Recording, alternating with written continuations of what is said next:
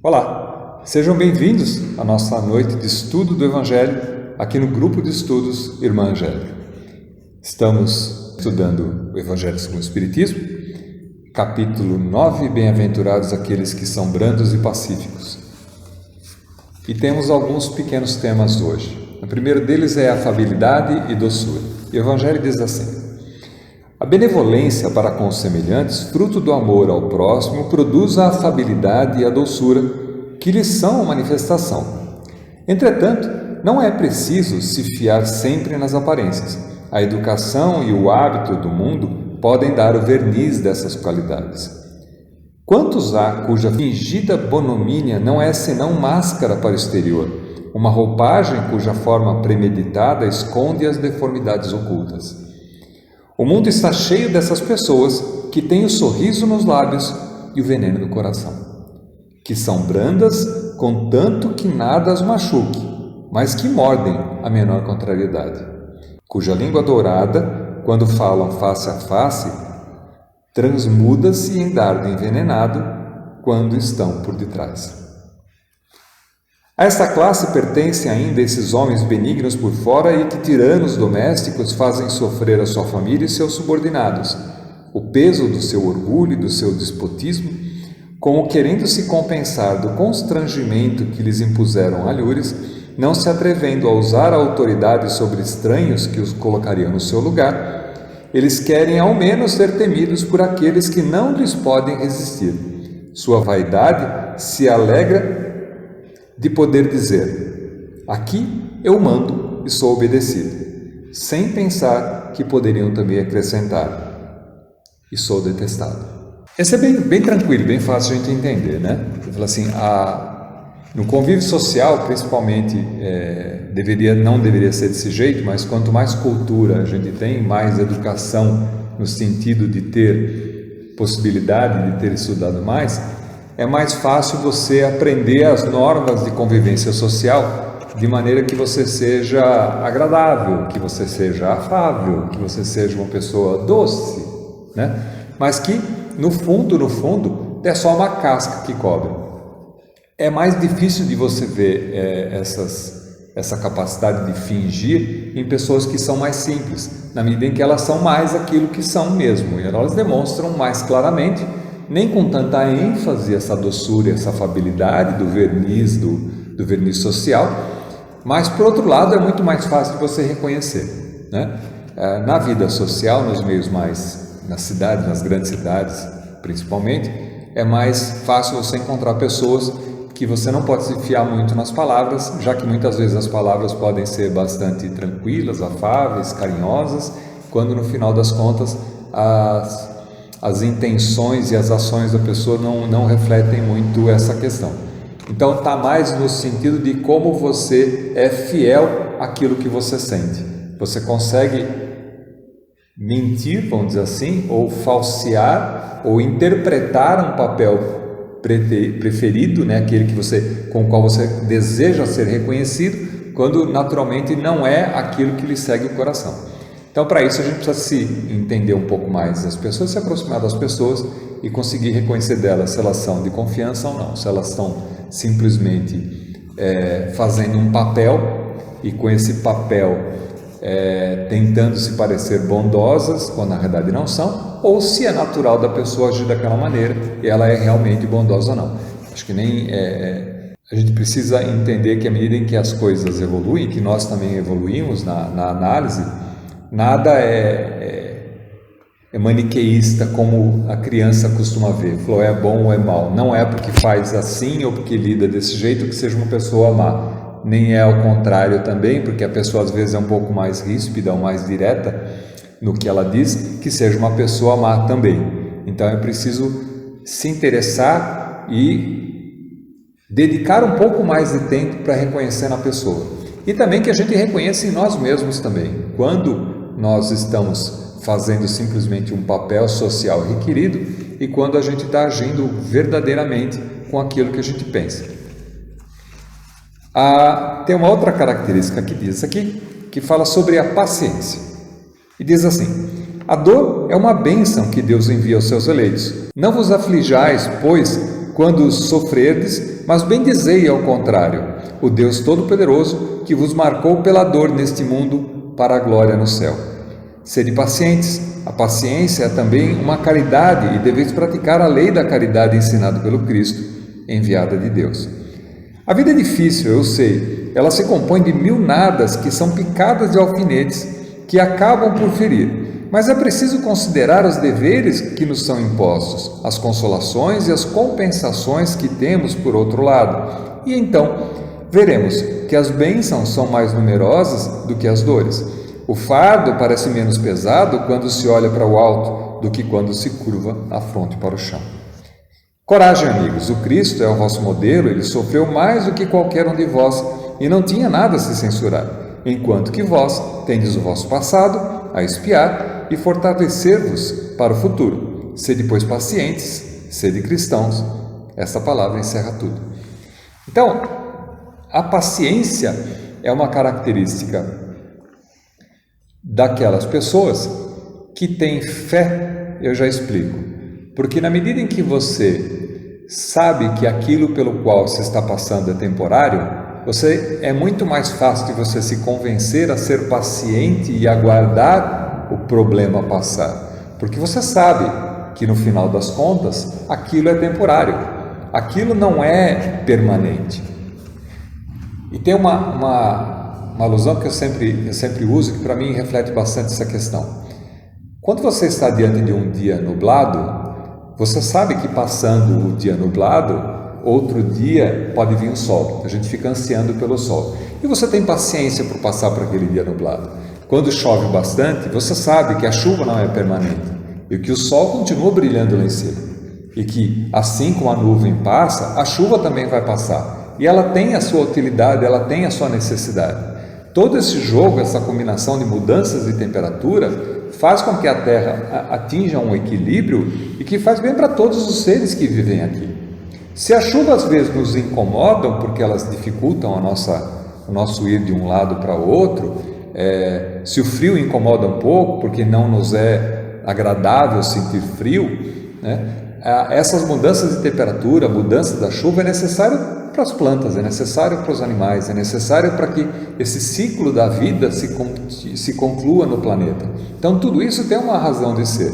Quando você passa a enxergar as coisas dessa maneira, você tem paciência de passar por um dia frio, por um dia chuvoso, porque você sabe que logo depois na sequência vai passar. Então a paciência está na fé, que é nesse sentido, de ter certeza que assim como essas questões, como a chuva, por exemplo, não é um estado permanente, é um estado temporário, os problemas também não são estados temporários.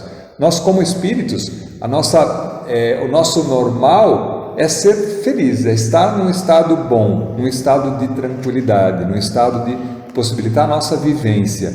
Não significa um estado de felicidade plena o tempo todo, não é só o dia inteiro. Tem dia de sol e tem dia de chuva. Mas a paciência nos dá essa certeza de aguardar pelo dia seguinte. A paciência nos dá também a certeza de aguardar pelo pós-problema, porque assim que a gente passar pela dificuldade, pelo problema, e que na realidade é só uma limitação que a gente tem de ainda não conseguir lidar com aquela situação, seja ela qual for, seja emocional, seja um problema de saúde, seja um problema financeiro, a gente passa pela dificuldade porque a gente ainda não aprendeu a lidar com essa questão. Quando a gente aprende a lidar com essa questão, isso passa a ser fichinha para a gente passa a atravessar esses problemas, essas dificuldades que a vida nos dá, de uma maneira mais tranquila, menos sofrida.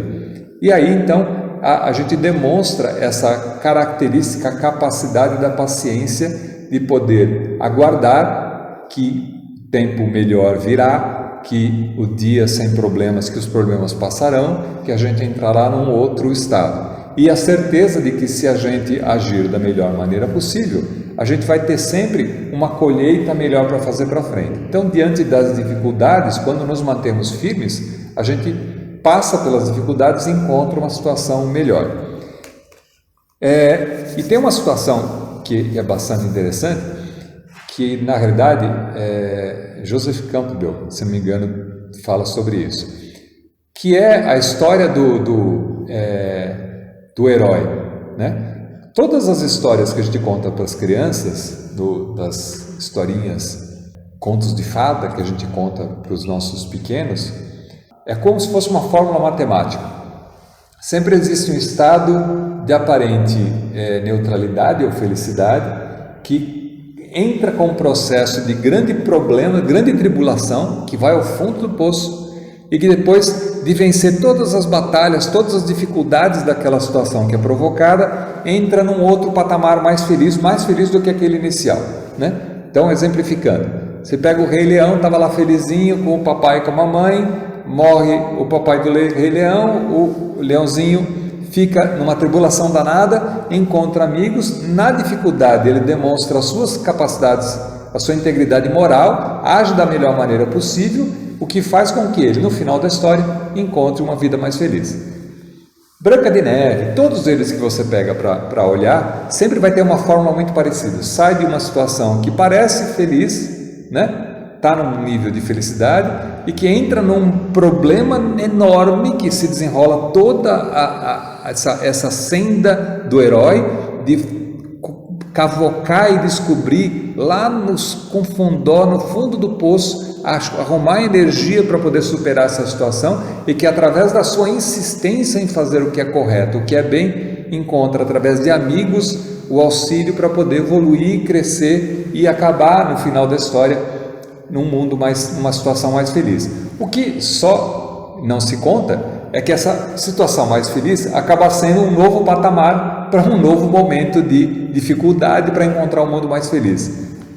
Esse é o sinal da evolução, né? A gente sai de um patamar, encontra, passa por dificuldades, se eleva e cresce. E assim continua, a gente vai encontrar outras dificuldades e se elevar para crescer. Então a gente se torna cada vez melhor. Isso reforça a questão da paciência. E que se a gente agir com paciência em cima da moral, daquilo que nós achamos correto de fazer, vai nos levar necessariamente a um futuro melhor, a uma vida melhor.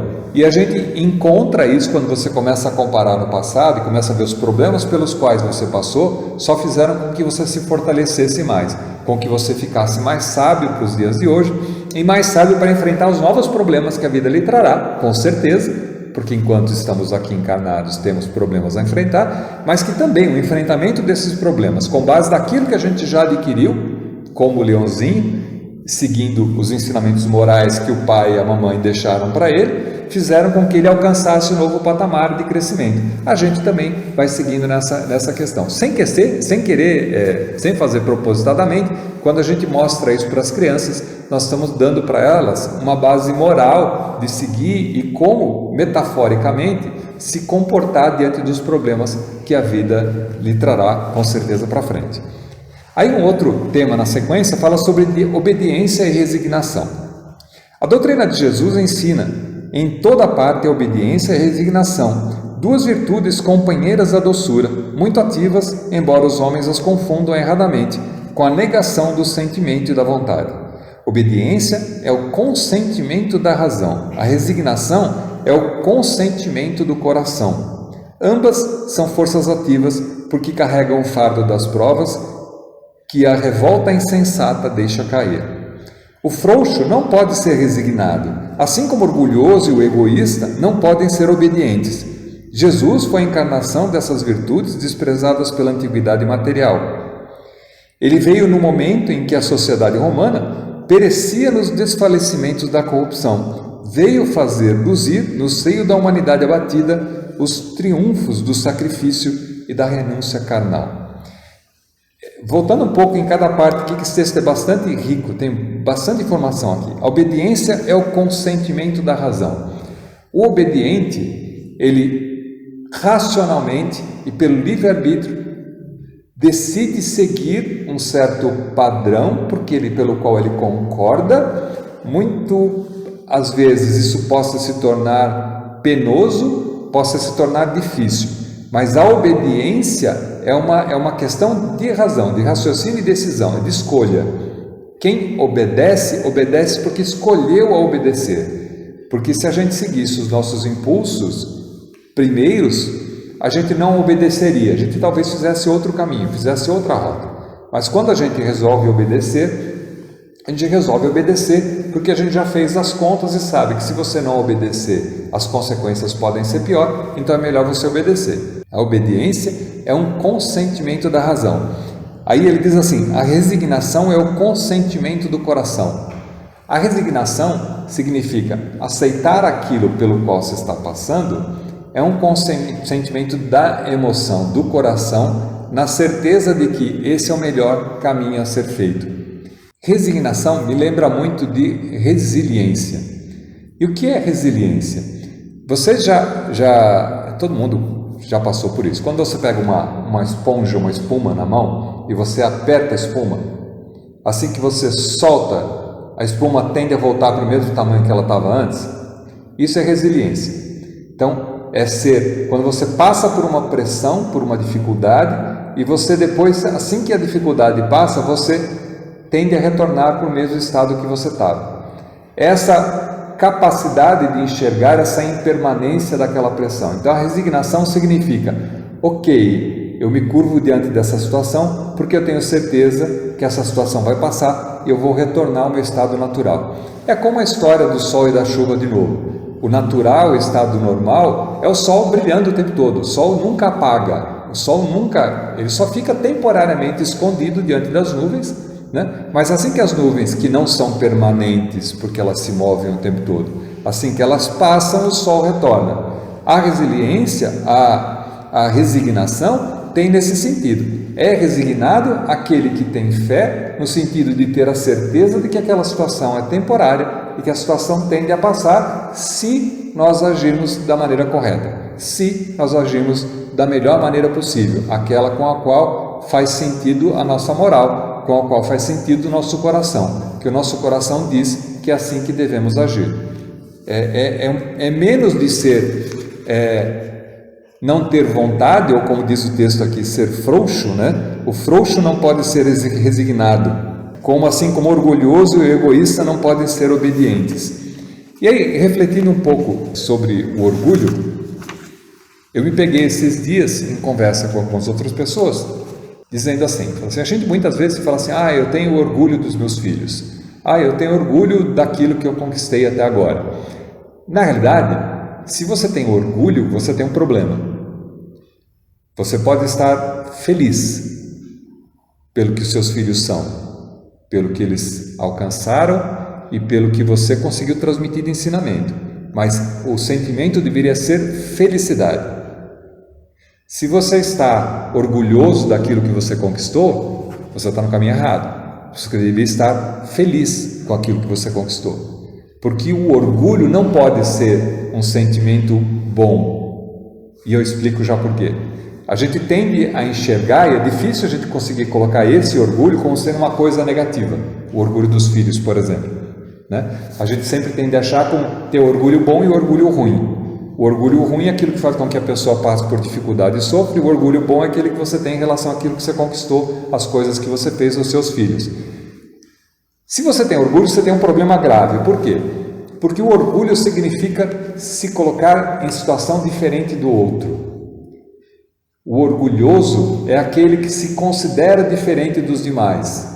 Então, se você tem orgulho dos teus filhos, é porque você acha que os seus filhos são diferentes dos demais e você não aceitará nenhuma situação em que seus filhos sejam rebaixados ou que sejam menores do que outras pessoas. E aí vem o sofrimento. Da mesma coisa conosco. Quando você é colocado em xeque sobre alguma ideia, sobre alguma posição diferente, e você tem orgulho, você vai gritar, você vai levantar o tom de voz, você vai colocar todas as armas que você tem para vencer o oponente. Isso não é bom. Esse é o orgulho condenável. Porque se você sabe daquilo que você tem, você não precisa levantar o tom de voz, muito ao contrário. Se você agir com sabedoria, você vai baixar o tom de voz. Porque quando você baixa o tom de voz, você faz com que a outra pessoa, o oponente, também baixe o tom de voz e se acalme, para que depois na conversa, no diálogo, você possa resolver aquela situação. Se um eleva o tom de voz, o outro eleva o tom de voz, o outro eleva o tom de voz, o outro eleva o tom de voz, sai na base dos tapas. Essa história só acaba quando se pegando fisicamente, se tiver coragem, porque às vezes o mais fraco nessa história não terá coragem de ir às vias de fato físicas e, via das vezes, utilizará outros meios por fora para poder cavar e destruir o oponente, porque fica uma disputa de quem pode mais, porque você não pode fazer isso comigo. Toda vez que a gente se fere em relação a quando alguém diz alguma coisa para nós, na maioria das vezes é o nosso orgulho que está ferido, e se o nosso orgulho está ferido, nós devemos olhar para nós mesmos e não para o oponente, porque se você ficou com o orgulho ferido, é porque você se sentiu diminuído, e se você se sentiu diminuído, é porque você estava achando que você era mais. E às vezes essas situações nos colocam a refletir. Então, se você se magoou com alguém, porque alguém foi orgulhoso com você, é porque você não soube considerar a sua posição. É porque você está se achando orgulhoso, por causa disso você deveria se pensar novamente e falar o seguinte: puxa vida, por que eu fiquei chateado com isso? Foi meu orgulho que foi ferido. Pois é, orgulho não é uma boa coisa para ter. Então, eu preciso olhar para dentro de mim mesmo e ver que eu tenho essa característica e como eu trato essa característica. Porque pouco importa quem te feriu, você deve aproveitar a sua posição para o seu crescimento pessoal. Então, o outro é só um caminho através do qual você enxerga os seus defeitos, as suas faltas de qualidade e possa trabalhar com elas. E o último, e que também vem nessa situação, que é a cólera, né? O orgulho leva a vos crer mais do que sois e não poder sofrer uma comparação que vos possa rebaixar, a vos considerar ao contrário, de tal modo acima dos vossos irmãos, seja como espírito, seja como posição social, seja mesmo como superioridade pessoal, que o menor paralelo vos irrita e vos fere. O que ocorre então? Entregai-vos à cólera. Então essa é a consequência do possuir o orgulho, para que a gente possa olhar nessas capacidades, como é que a gente se porta em nós mesmos, observando não para o outro, mas para nós, como é que a gente se coloca diante dessas situações. E para terminar, tem uma historinha. Um pai, em tempos que era antes de pandemia, né, quando se podia fazer, um pai leva o seu filho para assistir um jogo de futebol. Aí ele chega na bilheteria do estádio e está com o menino e pergunta pro caixa, né? Fala assim: escuta, fala assim, são duas? Fala assim: sou eu e meu filho. Ele fala assim: ele paga meia? O caixa responde: só paga meia até 6 anos de idade. Aí o pai responde: puxa vida, ele acabou de fazer 7. Aí o caixa responde para o pai: você é otário, né? Porque se você não me dissesse nada, se você dissesse que ele tem 6, eu ia deixar você pagar meia para ele. Você parece que é burro, né? Eu falei assim: não. Falou assim: ele sabe que ele tem 7. Eu teria perdido uma grande oportunidade de explicar para o meu filho como é que a gente deve proceder na vida. Muito obrigado. Até a próxima.